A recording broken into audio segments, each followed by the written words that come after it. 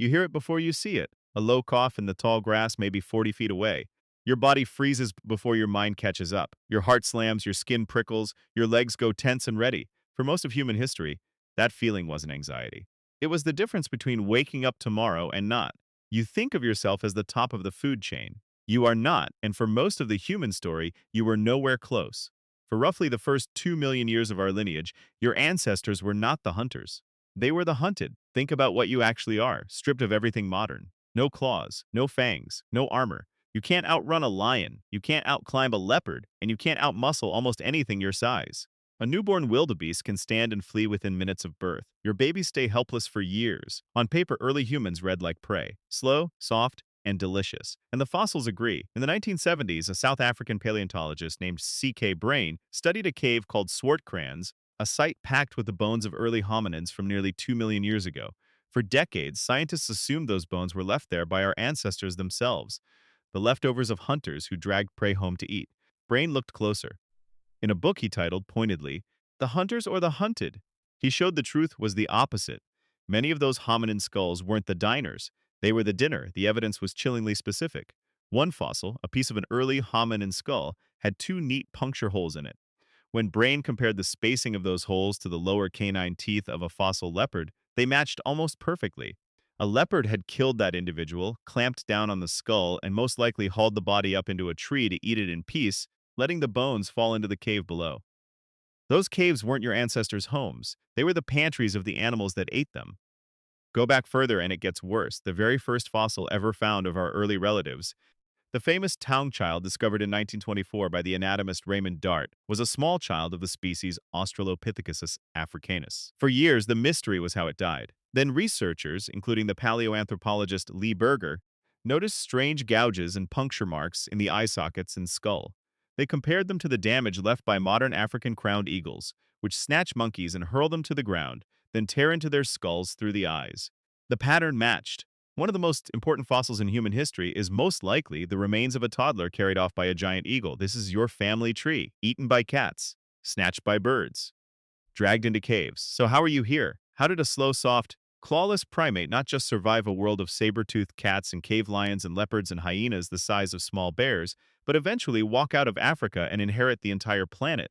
The answer isn't a single weapon. It's a stack of strange, unglamorous advantages that, layered together, rewrote the rules of who eats whom. The first advantage was each other. A lone human on the ancient savannah was a meal. A group of humans was a problem. Watch a troop of baboons face down a leopard today, and you'll see the logic in action. Many pairs of eyes see the ambush coming. Many voices raise the alarm. And a wall of angry primates throwing rocks and screaming is genuinely dangerous, even to a big cat that could kill any one of them alone. Your ancestors didn't survive as individuals. They survived as a swarm, and the ones who stuck close to the group are the ones who lived long enough to become you. The second advantage was the thing in your hand. You couldn't grow claws, so you picked them up. A sharpened stick, a heavy stone, then a stone with a deliberately flaked edge. This changed the math completely.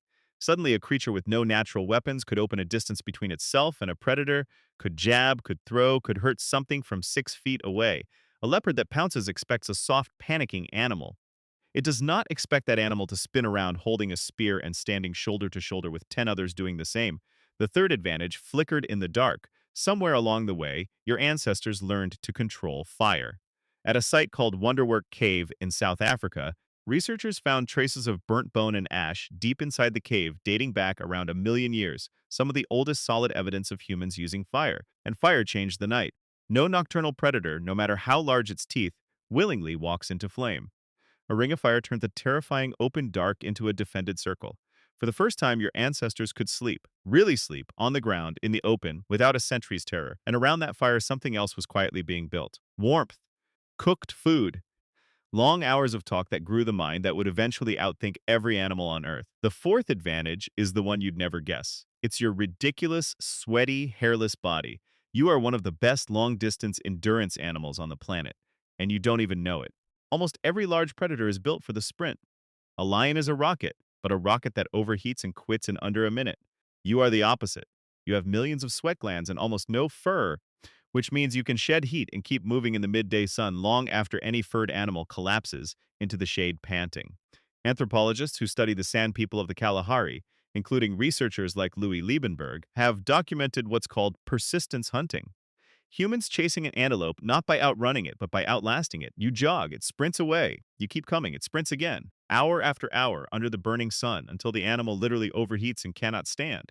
And then the slow, soft, clawless primate simply walks up and finishes it. Do you see what happened there? The same body that made you look like easy prey became a slow, relentless, sun-powered hunting machine. Now let's put you inside a single day. You wake at first light, pressed close to your band beside the gray ashes of last night's fire. Someone kept it fed through the dark. You move as a group, always as a group, scanning the tree line, reading the alarm calls of the birds because they see the leopard before you do. When you find meat, you don't always kill it yourselves at first. Sometimes you wait, watching vultures spiral down, and you rush a fresh lion kill in a screaming mob, snatching what you can and running, stealing calories from animals that could kill you, because your numbers and your nerve make even a lion hesitate. At the hottest hour when every predator is asleep in the shade, you do the unthinkable. You go out into the killing sun on purpose, because that is the one arena where nothing else can follow. And at night you return to the fire, the one place on the ancient earth where the darkness belongs to you. Here is the twist that ties it all together. None of these were weapons in the way a claw is a weapon. Cooperation, tools, fire, endurance. Every single one is a thing your body could not do alone, a thing that only works when it's shared, taught, remembered, and passed down. The saber-toothed cat was born already deadly. You had to be taught how not to die. Your survival was never really about strength. It was about the group holding knowledge across generations so that a child could inherit 2 million years of hard-won answers to the question of how to stay alive. The predators had bodies. You had a culture. And in the end, culture ate the world. That leopard, by the way, is gone. The saber-toothed cats are extinct. The giant hyenas, the cave lions, the crowned eagle terror of the deep past, almost all of it has vanished, much of it in the wake of the very animal it used to eat. The hunted became the most dangerous thing that has ever lived, and you still carry it. That jolt when a shadow moves too fast in the corner of your eye, the way your skin crawls in a dark, empty parking lot, the comfort you feel even now sitting close to other people around a glowing screen or a backyard fire, that is not weakness. That is a 2 million-year-old survival system, still running, still watching the tall grass long after the grass is gone. So the next time you hear a sudden sound in the dark and your whole body freezes before you can think, don't be embarrassed. Listen to it. That feeling is the oldest inheritance you have. It is the reason a slow, soft, clawless animal is reading these words instead of feeding some long-dead cat. You were never the strongest thing out there. You were the one who remembered.